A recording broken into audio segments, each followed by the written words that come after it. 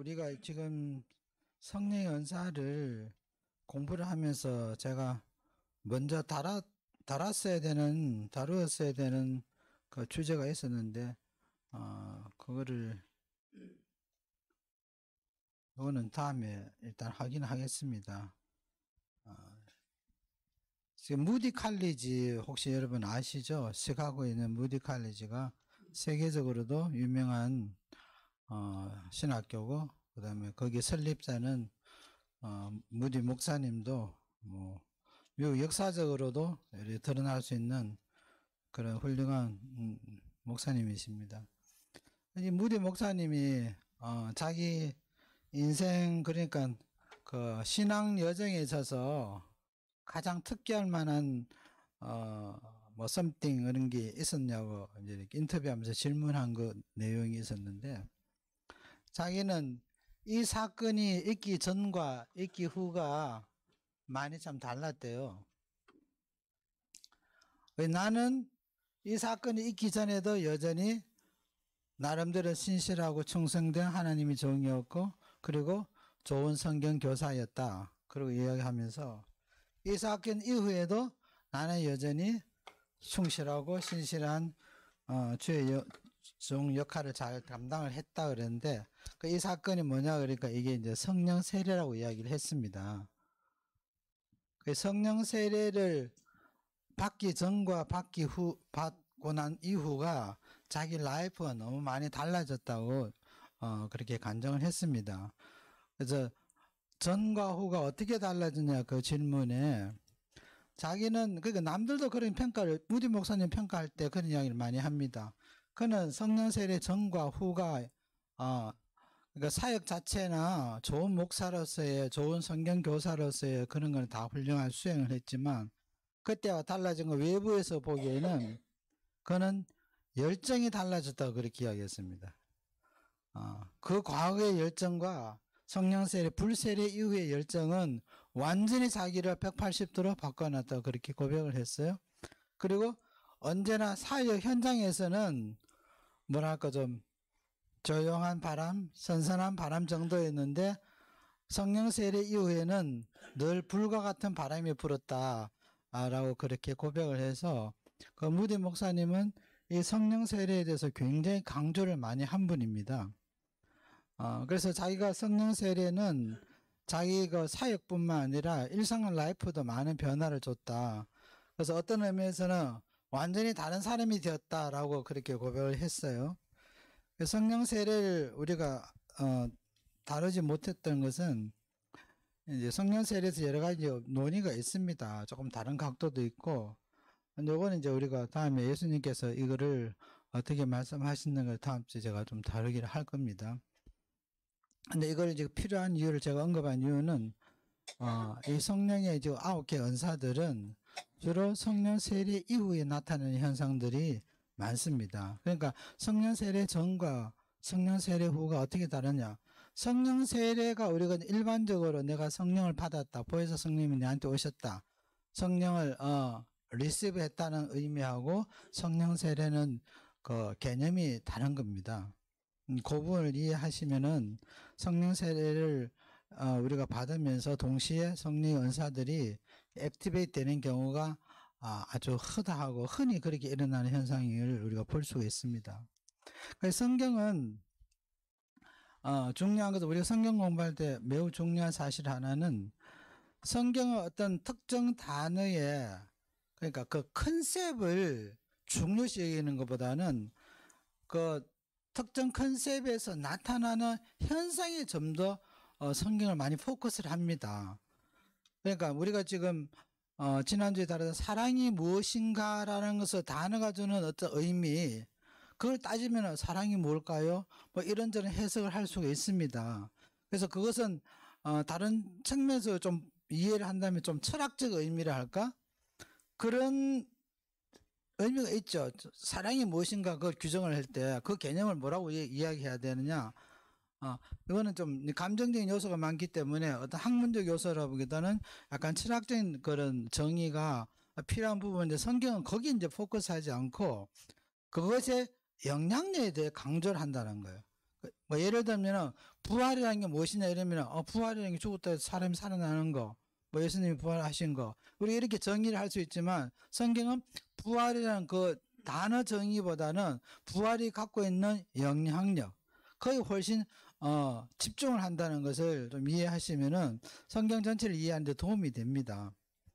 그리고 우리가 사랑이 무엇이냐 말할 때는, 질문을 할 때는 글쎄 뭐 여러 가지 이야기 할 수 있겠지만 그것이 현실화되면 나타나는 것이 어떤 것이냐, 성경은 그걸 이야기한다는 거예요. 그래서 만약에 요한 1서의 말씀대로 하나님의 사랑이라는 것은 철학적 의미가 있고 좀 의미적 그런 명제가 있지만, 그것이 하나님의 사랑이 내 안에 있다면 어떻게 현실화되느냐. 그래서 형제를 사랑하게 된다, 이것을 사랑하게 된다. 그 형제가를 사랑한다 그러면, 사랑하지 않으면서 내 안에 하나님 사랑이 있다라고는 이야기하지 말라. 근데 그렇게 이제 결과론적이고 영향력을 이야기하는 거죠. 그렇게 되면은 하나님 사랑이 내 안에 있다면 원수조차도 내가 사랑하게 된다. 그래서 하나님의 사랑은 항상 이 목적이란 것이 항상 따라 붙는다는 거. 하나님의 사랑은 맹목적 사랑이 아니라 목적과 반드시 결실이 따라온다는 거예요. 이 부분들이 항상 나타난다는 것을 유념할 필요가 있습니다. 그래서 내 안에 하나님의 사랑이 있다면은, 내가 너를 사랑한다면은 나는 오래 참아준다. 사랑은 오래 참고라 했을 때, 사랑에는 오래 참는 것이 그 명제가 이퀄로 되는 것이 아니라 그에서 나타나는 결실과 영향력을 이야기한다는 거예요. 그리고 오래 참아준다는 어떤 실체적으로 나타나는 것을 성경은 그렇게 말을 하고 있습니다. 그래서 하나님이 사랑이시라, 그분이 오래 참는 것이 하나님의 사랑이다 그러면은, 사랑은 왜 하나님은 그렇게 오래 참으시는가? 제일 중요한 것은 그분은 오래 참음을 통해서 우리한테 심판을 바로 시행하지 않는다. 죄는 심판을 불러오기 때문에 심판을 절개하지 않는다. 그 오래 참아서 우리가 죄를 짓고 그래도 죄를 지었다 해서 바로바로 심판하지 않은 것은 하나님만의 그 사랑이나 속성이 있기 때문에 그렇다는 것을 나타냅니다. 두 번째는 이것을 그냥 우리가 거기서 그렇게 참는 게 있는 것이 아니라 기다린다는 의미로, 그러니까 내가 죄를 지었지만 혹은 내가 고난 속에 있었지만 스스로 깨닫고 돌아오기까지 그 시간을 기다려준다는 의미가 있습니다. 오랜 참음의 의미가. 그 세 번째는 하나님의 뜻대로 그 목적을 이루기 위해서 이 시간을 기다려주는 것이, 돌아올 때까지, 회복할 때까지. 그 세 번째는 그 목적을 이루기 위해서 하나님은 기다리신다. 그래서 아주 좋은 예로, 그러니까 하나님의 기다림은 그냥 무작정 기다림은 아니라는 거예요. 그래서 집 나간 탕자 이야기를 우리가 보면은 집 나간 탕자가 하나님 집을 떠났습니다. 아버지 집을 떠나서 세상을 나갔는데 그 하나님은 붙들지 않았습니다. 붙들지 않았고 또 가서 뭐 혼내고 멱살 잡아가지고 데리고 오지 않았습니다. 그래서 어떤 사람은, 제가 그 전에 기억나는데 뭐 이제 불교 이야기하면서 제가 우리 큰형님하고 논쟁을 했는지 하여튼 모르겠어요. 그래서 거기는 여러분 관세음보살 아시죠? 성경 공부 시간에 그 별로 안 좋은 뭐 단어인데, 관세음보살이 그 사람들 이야기하는 거로 의하면은 성불이 안 된 사람이에요. 그러니까 부처가 안 된 사람입니다. 그 왜 부처가 안 되냐? 관세음보살은 사랑의 화신이라 그러는데 왜 부처가 안 됐을까요? 부처를 하려면은 돌을 태워야 되는데 그 할 시간이 없는 거예요. 그 시간이 뭐 하느냐면은 이 소위 말해서 그 사바 대중들, 고난받는 백성들을 일일이 찾아다니면서 부처 앞으로 데려오는 역할을 한다. 그래서 그 일을 해야 되기 때문에 자기는 성불할 시간이 없다고 그렇게 표현이 돼 있대요. 나 그거 읽어보지 않는데 누가 그렇게 말을 했어요. 그래서 탕자 이야기를 하면서 하나님은 집 나간 탕자를 쫓아가서 붙들어가지고 집에 다시 끌고 오지 않지 않았느냐. 그래서 부타의 사랑이 더 크다 뭐 이런 이야기를 하더라고요. 근데 사실은 아닙니다. 그래서 하나님의 사랑의 방법은 우리가 생각하는 그런 방법보다는 혹은 다른 종교에서 이야기하는 그런 방법이 아니라 하나님은 하나님의 사랑의 방법을 갖고 계신다는 것. 그래서 하나님은 오래 참으시다 그랬으니까 짐당한 당자가 자기가 스스로 깨닫고 돌아올 때까지 기다려준다는 의미가 있다는 거예요. 이게 하나님이 철없는 둘째 아들을 사랑하는 그 방식이라는 거죠. 그죠? 그래서 이게 우리가 이야기하는 그냥 인내하면 무조건 오래 참아야 되나 라는 거하고 하나님이 이 오래 참음이 기다리는 방식이 조금 다른 의미를 이제 다가옵니다. 제가 지난주에 한나 이야기를 하다 말았는데 하나님께서 한나의 소원을 일찌감치 들어줄 수 있죠. 왜 뭐 태를 막아가지고 꼭 애를 못 갖게 하는지. 근데 하나님께서는 오래 한나가 고통당하고 힘들어하는 과정을 오래 그냥 지켜보셨습니다. 오히려 기다렸었어요. 근데 왜 그렇게 기다렸었느냐? 이 세 가지 중에 들어갑니다. 하나님께서는 그렇게 태를 열어주지 않는 목적을 갖고 계신다는 거예요. 왜냐하면 한나는 그냥 애기 놓고 뭐 알콩달콩 살고 싶어가지고 그렇게 또 자기 뭐 같은 이건 뭐라 그래야 되지? 둘 와이프가 서로 사이가 뭐라 그래야 돼? 한국말로? 첩은 아니잖아. 본처가 누가 본처인지 모르지만 하여튼 그 사이가 보면 성경에 보면은 매년 이 한나가 아주 고통을 많이 당했다고 표현이 되어 있습니다. 그거 보니까 이게 한두 해가 아니고 그러니까 하나님의 목적은 이스라엘의 어떤 부원과 사무엘을 키워서 만들어내기 위한 뭐 누군가가 something 써야 되잖아요. 그래서 그냥 일반 가정생활에서 애를 낳아가지고 살고 하는 그런 목적이 아니라 이 사무엘이라는 특정한 사람을 위해서 하나님은 그를 길러낼 수 있는 사람이 필요한 거예요. 그래서 한나를 선택하셨는데 한나가 그러니까 그 기도의 어머니로서 혹은 영적 전사의 어머니로서 충분히 사무엘이 국가를 이끌어갈 만한 그런 선지자로서 키워낼 수 있는 그 자격을 갖추는 게 필요했다는 거죠. 그러니까 이 목적을 모르는 한나랑 이 목적을 가지고 있는 하나님이랑 이 보는 포인트가 이제 다른 겁니다. 그래서 그 전에 수년 동안은 울고 제가 이 한나를 다시 읽어보니까 이게 좀 누구를 좀 보는 것 같아요. 굉장히 좀 뭔가 좀 철없는 엄마 같은 남편만 덜덜덜 볶는 사람. 근데 그런 입장에서 애를 놓으면은 사무엘 같은 아이를 키워낼 수가 없으니까 하나님께서 그가 하고 있는 행실이라든지 그리고 본인나를 위한 고통이라든지 싸움이라든지 다툼이라든지 뭐 원망이라든지 남편을 향한 뭐 이런 그런 불평불만 그러니까 울고불고 하는 이런 방식이 어느 날 한나 그게 통하지 않는다는 것을 어느 날 깨달은 거죠. 어느 시점에서 그걸 깨달으면서 더 이상 이게 통하지 않는구나. 그러니까 하나님이 우리를 오래 참으신 것도 그 중에 굉장히 중요한 이유가 있습니다. 하나님 오래 타는 네가 지금 하는 계속 그런 방식을 해가지고는 안 된다는 것을 하나님께서 깨닫기를 원하는 그 시점이 있습니다. 어떨 때는 그걸 빨리 깨닫는 사람들은 뭐 10년 만에 돌아오는 사람도 있고 어떤 사람 못 깨달으면 계속 그렇게 가는 사람도 있고 그래서 어떤 측면에서 우리가 리더 같은 경우에는 리더는 타고나는 것이 아니고 만들어진다. 그래서 내가 오늘 아침에 이야기를 와이프하고 하면서 우리 옛말에는 그런 말을 합니다. 충신은 만들어져 국가에 대한 충신은 만들어지고 그 효자는 하늘에서 주어진다. 그러면서 우리 아버지 어머니가 굉장히 효자세요. 어머니도 효녀고.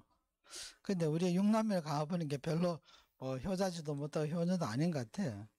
그래서 내가 아니 우리는 아버지하고 엄마는 그렇게 효자였었는데 우리 아버지는 옛날에 단지 효자란 말이 있잖아요. 부모들 위급하면 손가락 잘라가지고 피 흘리가 살리내는 거. 우리 아버지가 그 정인이에요. 아니 본인이 했으니까 우리 할아버지가 넘어졌을 때 손을 부엌칼로 잘라가지고 피를 입에 떨어뜨려서 할아버지를 깨어나게 하셨어요. 그러니까 그런 정도 효자입니다.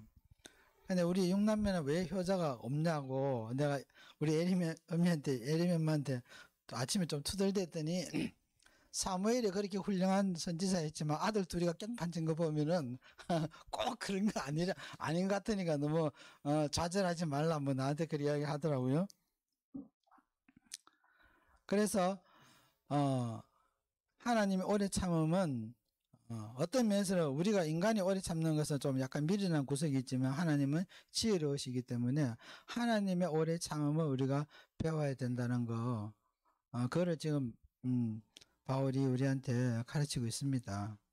그 사람을 사랑하는 방법, 하나님의 일을 수행하는 방법은 내 방법이 아니라 하나님의 방식대로 해야 되고, 우리가 오래 참고 기다리는 성령의 열매이고 동시에 사랑의 어떤 속성이기 때문에 이것도 하나님이 나한테 원하시는 것을 우리가 빨리 깨달을 수 있고 하나님께 돌아올 수 있고 하나님 지혜를 얻을 수 있고 이 옛날 방식이 통하지 않는다는 것을 깨닫는 거, 그 이제 한나라든지 이게 탕자를 통해서 하나의 예화로 우리에 보여줍니다. 그 다음에 두 번째로 이제 우리가 우리의 상대, 우리가 사랑하는 상대, 우리의 대상이, 사랑의 대상이 있으니까 이것도 하나님 우리한테 원하시는 것은 너희가 믿는 자는 오래 참아야 된다 이랬을 때는 하나님이 심판을 절기하지 않으신 것처럼 우리가 심판자의 자리에 올라가지 않겠다는 것을 보여주는 거래요. 내가 오래 참지 않으면 네가 나한테 성질을 했으니까 내가 네한테 복수를 해야 된다. 그런 의미가 들어있거든요. 그래서 바로 다툼이 일어나고 분쟁이 일어납니다. 그래서 이것도 하나님이 심판주지 나는 심판주가 아니다.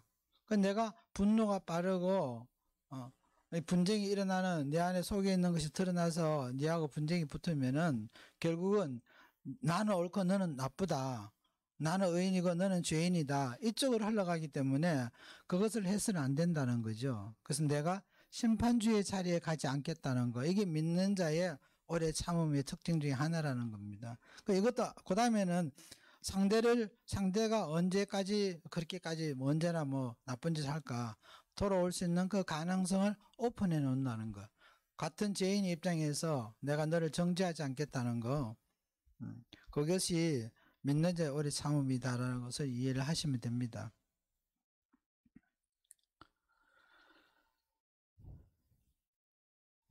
그리고 지난주에 제가 이제 한번 생각해 보시라고 말씀을 드렸는데 왜 사도 바울이 13장에 이 사랑의 장을 배치를 했느냐, 왜 이게 14장으로 이제 14장과 13장을 바꾸지 않고 이렇게 했느냐에 대해서 혹시 생각해 보셨습니까?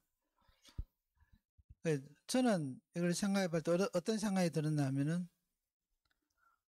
사랑하는 게 어렵다. 성령의 은사를 받아가 사역하는 것도 물론 쉬운 일이 아닙니다. 예언하는 일도 쉽지도 않고 그런 걸 받아내서 우리가 액티베이트 현장에서 병자를 일으키고 하는 그런 게 결코 쉬운 일이 아니에요. 그런데 은사를 우리가 가만히 생각해 보면 항상 어렵고 접근 불가능하고 터치하기 힘들다는 그런 인식이 벌써 들어가 있습니다. 근데 따지고 보면은 사랑도 똑같은 거예요. 우리가 사랑한다 말을 하지만 예수님께서 그 산상수에서 그 말씀 하셨지 않습니까? 네가 네 자녀만 사랑하면 네가 이방인과 세리와 다를 게 뭐가 있느냐. 그 우리가 요즘 하도 시대가 험한 시대가 됐으니까 자식도 사랑하지 못하는 경우가 너무 많아요. 그 자식 사랑만 해도 디도 굿잡 이런 세상이 그런 세상이 돼버렸어요. 그러니까 이웃을 사랑하고 형제를 사랑하고 의의 동료를 사랑한다는 게 이것도 보통 힘든 게 아니에요, 사실은. 우리가 말은 사랑한다 그러지만 실질적으로 우리가 그 사랑하느냐, 지금 사랑에 대해서 한 15가지 이렇게 속성을 쭉 해놨는데 여기 보면 우리가 다 걸립니다. 그리고 퍼센트를 따져보면은 강량을 따지면은 그 사랑하는 게 뭐 0에서 10 같으면은 뭐 2개 정도, 뭐 3개 정도 이 정도지 10에 8이라든지 뭐 9라든지 올라가는 거는 그것도 우리가 생각할 때는 언타치블 에어리 같아요. 정말 내가 내 목숨을 내주고 형제를 사랑할 수 있겠느냐 생각할 때는 오마이갓 내 살기도 바쁜데. 그러니까 바울이 이걸 13장에 배치한 이유도 사랑도 은사라는 것을 강조하기 위해서 그렇게 배치를 하지 않았나 그런 제가 그렇게 생각이 듭니다.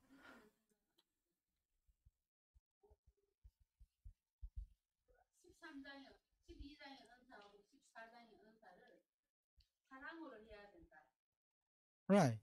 예, 맞습니다. 그것도 맞는, 예. 그것도 굉장히 중요한, 맞습니다. 왜냐면 그 14장에서 이제 그 은사에 대해서 다 끝을 내야 되니까, 바울이 그것을 그렇게 중간에 배치한 이유도 충분히 됩니다. 그것도 되고, 지금 제가 말씀드린 것처럼, 사랑도 은사니까, 이것도 성령의 열매니까, 네 의지로, 네 힘으로, 네 능력으로서는 이르기 어렵다는 것을 방증하는 것이 아닌가. 사실 그렇죠. 우리가 사역을 하다 보고 뭐 교회 생활 하다 보면은 이 사랑이라는 게 성취하는 게 보통 어려운 것도 아닌데, 그러니까 은사가 어려우면 사랑도 똑같이 어려우니까 이것도 절대적으로 성령께 의지해야지 가능하다는 거, 그걸 보여주는 게 아닌가 그렇게 보여집니다.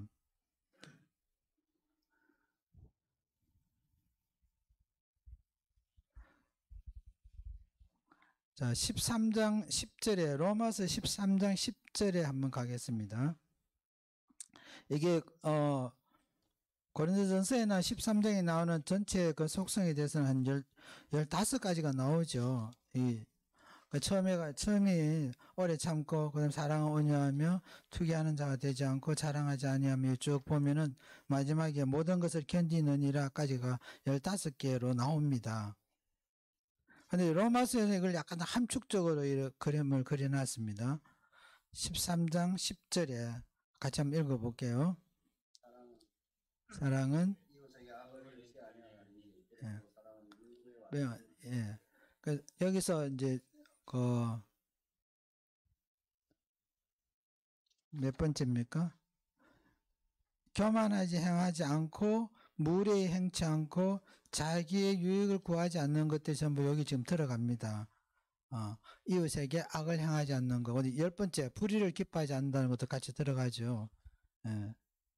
그 다음에 12장 15절에 로마서 12장 15절을 보면은 같이 한번 읽어볼게요. 시작.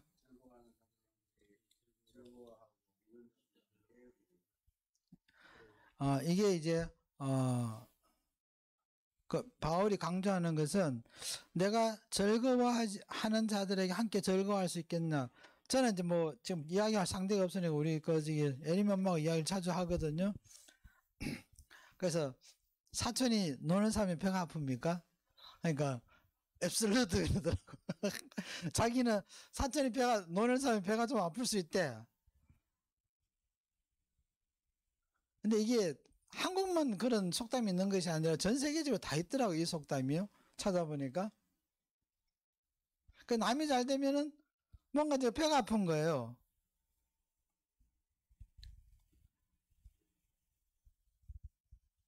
그런데 그러면은 내가 이게 우리가 어떤 요번에 정치 이야기 하도 시끄러우니까 제가 한번 설치를 해봤더니 한국에 있는 대학생들이 지금 누구의 국회의원 곽상동과 뭐 아들이 6년 일하고 난 뒤에 보상금을 50억을 받았다 그러잖아요.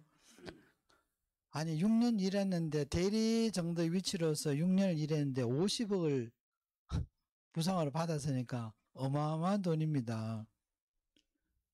근데 학생들 데모를 안 한대요. 서울대, 연대, 고대들이 데모를 해야 되는데 데모를 안 한대요.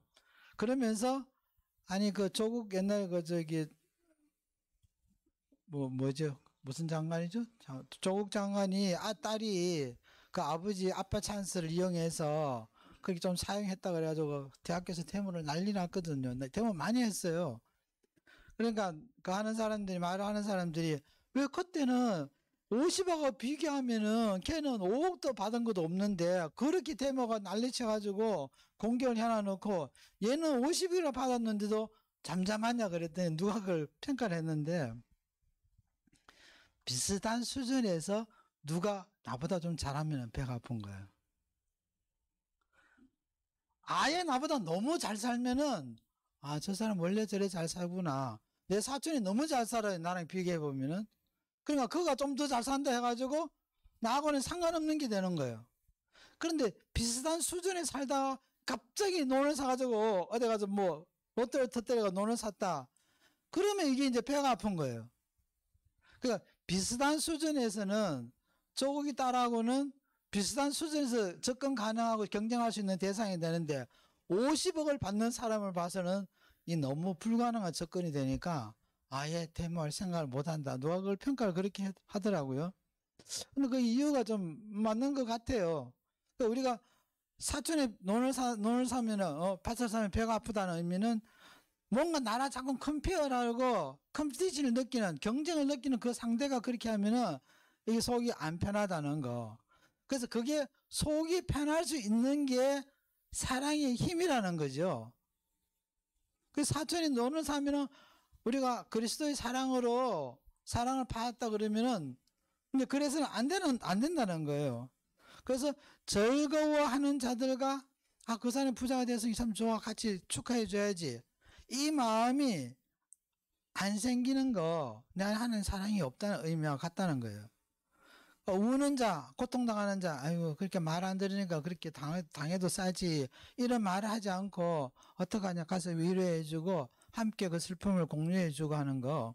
그래서 이거는 사랑의 공감 능력을 그걸 확대를 해라. 바울이 우리한테 말하고 싶은 거는 그겁니다. 상대의 고통과 상대의 기쁨을 함께 쉐어할 수 있는 것은 결국 그것도 성령의 9개의 은사보다 더 탁월한 10번째 은사, 이 사랑의 은사로서 그거를 커버를 해야 된다. 라는 것을 강조한 게 아닌가 그렇게 보여집니다.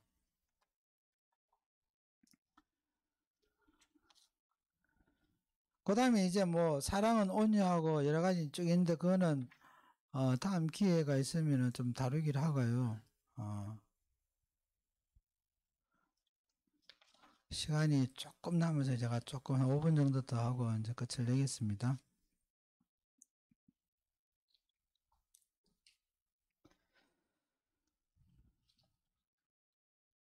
바울이 12장에 고린전서 12장에 27절에서 29절에 가면은 교회에 뭐가 중요하고 필요한 게 있다라는 것에 대해서 이야기를 했습니다.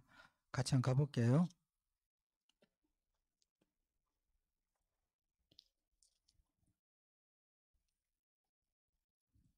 고린전서 12장 13장 바로 앞에 있는 겁니다. 28절 우리가 한번 읽어볼게요.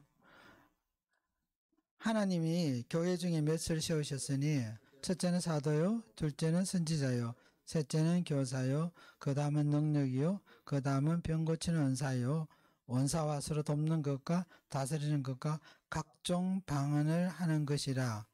그리고 이제 다 사도겠느냐, 다 선지자겠느냐, 다 교사겠느냐, 다 능력을 행하는 자겠느냐, 다 병 고치는 은사를 가진 자겠느냐, 다 방언을 말하는 자겠느냐, 다 통역하는 자겠느냐, 너희는 더욱 큰 은사를 삼아라. 자, 그 중에 또한 제일 좋은 것을 너에게 보이리라 라고 이야기했습니다. 그래서 은사가 필요가 없은 때가 옵니다. 그게 이제 13장에 10절에 보면은 그럼 다 아시는 말씀이죠. 온전한 것이 올 때는 부분적으로 하던 것이 피하리라 필요가 없다는 거예요. 우리가 전기를 불을 켜가지고 지금 불을 밝힙니다.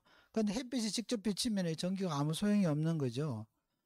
그래서 예언도 거쳐지고 방언도 거치고 지식도 피하리라.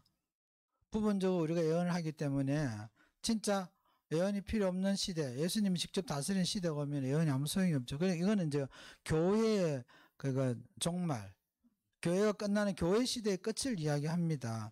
그래서 교회 시대가 끝이 아니면은 여전히 지금도 예언을 해야 되고 방언도 여전히 교회에 의해서 사용돼야 된다는 거예요. 그래서 지난번에 제가 거듭 말씀을 드리지만 이것을 우리가 빼가지고 성경에 이게 필요 없어. 그럴 자격은 우리한테 주어지지 않았습니다. 내가 감히 어떻게 성경에 있는 기록된 말씀을 지금 필요 없어요. 성경에서 지금 필요 없다는 말이 없는 이상은 그렇게 해서는 안 됩니다. 그런데도 엄청난 많은 교회 리더들이나 교단들이 이걸 그렇게 이해를 하고 있습니다.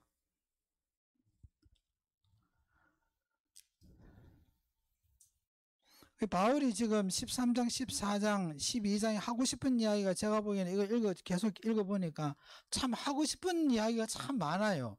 근데 그걸 다 이제 써놓지는 못했고, 뭐, 고린도전서, 그리고 후서 말고 또 제3서가 있다고 이야기한다. 그건 아직 발견되지 않았어요. 그러니까 편지를 2장만 쓴 것이 아니라 세 번째 편지도 고린도 교회에 보내지 않았나. 그렇게 지금 추정하는 사람들이 그 고고학자면 많은데, 아직 발견이 안 되니까 뭐 우리가 언급할 수 없는 부분이지만 그 고린도 전서나 후서에 통해서 이 고린도 교회의 리더들이나 성도들이 하고 싶은 이야기, 이 바울이 그게 굉장히 많다는 생각이 들었어요. 그래서 한정되어 있는 페이퍼에 요즘 같으면 뭐 컴퓨터 찍고 뭐 전화를 하면 되겠지만 그 당시에는 일일이 그걸 다 써야 되니까 어떨 때는 뭐 자기가 직접 쓰지도 못하고 그러니까 얼마나 좀 힘들었지 않았겠냐 생각이 듭니다. 그래서 바울은 선지자를 이야기하면서도 교회에 이게 왜 필요한가에 대해서 이야기를 하고 싶어 합니다. 그런 사도에 대해서도 우리가 좀 이해할 부분은 그때는 그러니까 성령께서 직접 교회를 세워가는 시대였기 때문에 성령이 상당히 주관적으로 하시는 일이 많아요. 그러다 보니까 각자에게 주신 은사들이 충분히 흘러갔습니다. 지금 왜 사도가 없나요? 이렇게 이야기했을 때 지금은 왜 사도가 없나라는 이야기는 성경에는 사실 없어요. 사도직을 폐했다는 말이 성경에 안 나오니까, 선지자직을 폐했다는 말이 안 나와 있으니까 교회 시대가 끝나지 않기 때문에 여전히 그건 유효하죠. 하나님이 세상에 말씀을 선포해서 이 천지에 빛이 있어라 세상을 창조해가지고 하나님이 창조의 끝이 돼가지고 이제는 빛이 필요 없어 할 때까지 빛이 지속되는 거와 똑같습니다. 하나님 모든 말씀들은 아니 우리 옛날에 뭐 구약 시대에 모세가 하는 이야기 율법 필요 없어. 필요 없는 거는 필요 없다고 이야기를 합니다. 율법 중에서도 제사에 관한 일은 필요 없으니까 히브리서에 보면은 율법은 폐했다 이야기를 한 겁니다. 근데 거기 나오는 어떤 영적 문제 이런 것들에 대해서는 폐하지 않은 부분도 여전히 지속이 됩니다. 그래서 보완을 해서 율법이 구약 때에서는 모세가 준 율법은 완전하지 않기 때문에 예수님께서 그걸 완전함으로 마침표를 찍기 위해서 예수님이 오셨다고 그랬고, 그게 사랑이 예수님이 죽으심으로 하나님 사랑을 보였다고 그랬으니까 그걸 통해서 율법을 완성시켰기 때문에, 그러니까 성경 어디에도 폐한 건 폐하고 주석된 건 주석되고 이게 다 그렇게 나와 있는데 우리가 임의대로 그걸 폐할 수는 없다는 거예요. 그럼 왜 그러면 지금은 그게 선지자가 지금 요즘 뭐 1900년 들어서서 자칭 선지자라는 사람도 많이 나왔고 또 그거에 대해서 또 개별적 교회에서 안수도 해줘가지고 인정하는 경우 많지만 사실 그 전까지는 없었습니다. 그 왜 없었느냐? 이게 이제 교회 역사와 이제 관련되니까. 그런데 이게 바울이 자기가 하고 싶은 이야기를 후대 우리 교회들이 다 무시를 한 거죠. 아니 사도직에 대해서 이야기를 했으면은 그걸 전승을 해서 오늘 현대교회가 어떻게 그걸 적용할 것인가 연구를 하고 공부를 해야 되는데 사도는 12사도면 있잖아 이렇게 얘기해버리니까 제가 질문 하나 할게요. 교회 성경에 나오는 사도들은 12명입니까?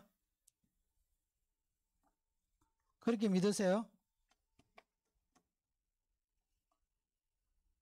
12사도들을 12제자들을 불러서 예수님께서 누가복음을 보면은 그들을 사도로 삼았으니까 돼 있으니까 12사도가 중심이죠.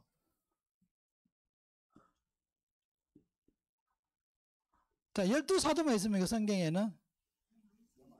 더 많죠? 누가 그 어떤 장로가 나한테 그 질문해가지고 목사님 왜 자꾸 다른 이야기 하시냐고 그래서 내가 아니 교회 성경에 보면은 12사도 말고도 더 있는데 하니까 나한테 증거대래. 그래서 내가 그럼 바울은요? 바울은 사도 아닙니까? 그랬더니 바울 사도 아닙니까? 우리 사도 바울 입으로 달려가 사도잖아요. 사도 바울은 사도야. 그러면은 바나바는요? 바나바는 제가 물어봤더니 바나바는 사도입니까? 하니까 바나바가 무슨 사도입니까? 그러더라고. 그 사도행전 14장에 보자고 보니까 두 사도가 계속 그렇게 나오거든요. 그랬더니 바나바도 사도네요. 그런 이야기 하더라고. 그렇죠. 지금 12사도 아니잖아. 그러면 뭐 실라노 같은 사람, 티모디, 사도명 아니까 바울이 쓰셨을 때 보면은 우리가 복수를 이야기하거든. 사도 바울 혼자만 이야기하는 게 아니라 복수를 이야기, 앞에 인사한 사람하고 같이 이야기한 거거든요. 디모데와 내가 너희들에게 인사하노라 그랬어요. 그 다음부터 우리가 했을 때는 문법적으로도 우리는 디모데하고 나를 같이 포함하는 거예요. 인사를 같이 했잖아. 그래서 디모데도 사도라는 거죠. 그렇게 사도들이 초대교회는 많았는데 왜 지금 없어지느냐. 그러니까 초대교회가 사도들이 많았던 이유가 있습니다. 사도에게 주는 직분이 일반 교회 목사들이 주는 직분과 다른 거예요. 가장 두드러진 것은 우리는 지금 목사가 모든 거 다 하잖아요. 현대는 모든 걸 목사가 다 해요.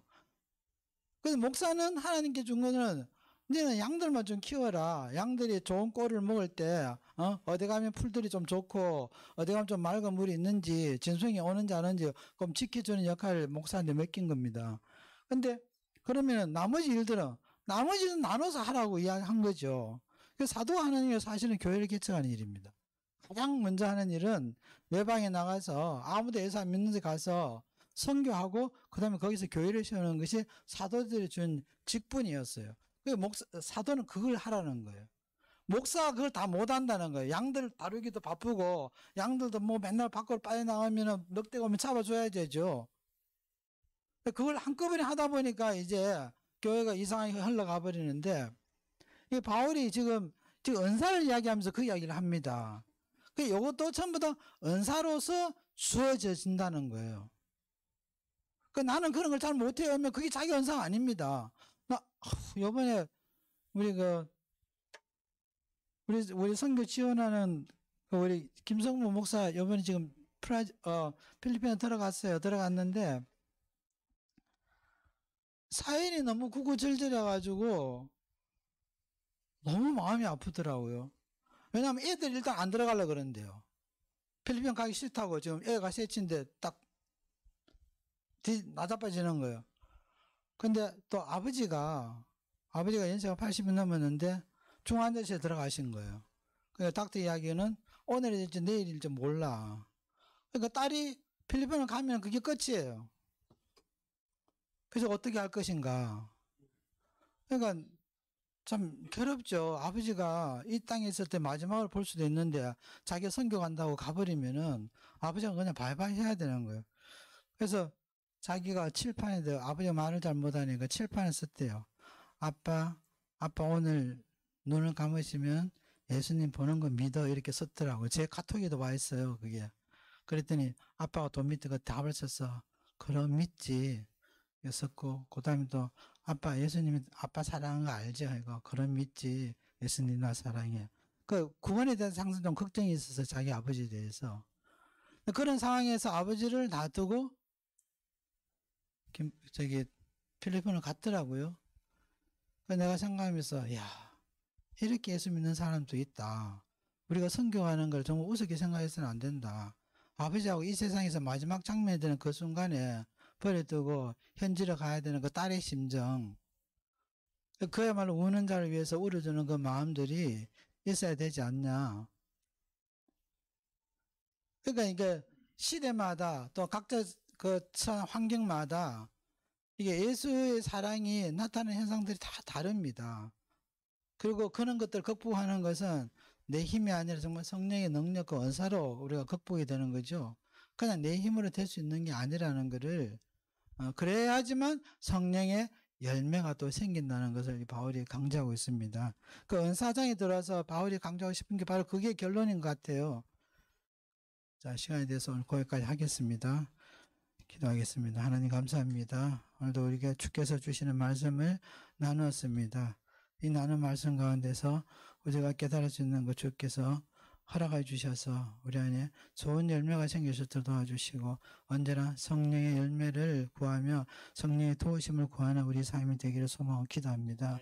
그래서 나중에 우리가 주님을 뵐 때 정말 우리 안에서 많은 선한 열매들이 주님 앞에 내어놓을 수 있는 그런 결실 있는 삶이 되기를 소망하고 기도합니다. 오늘도 주께서 이 예배를 주장해 주시고 성령의 기름 부음이 교회를 통해서 이 공간을 통해서 흘러나기를 원하고 기도합니다. 그래서 우리 안에서 그리스도를 향한 그 열정이 회복되게 하시고 또 주님을 향한 우리의 사랑이 회복되게 하시며 주의 빛을 이 세상에 펼치는 주의 종들 된 자격이 있는 자들 되기를 원하고 기도합니다. 은혜와 진리가 충만할 줄 믿습니다. 주장하여 주세요. 예수님의 이름으로 기도합니다. 아멘. 아멘.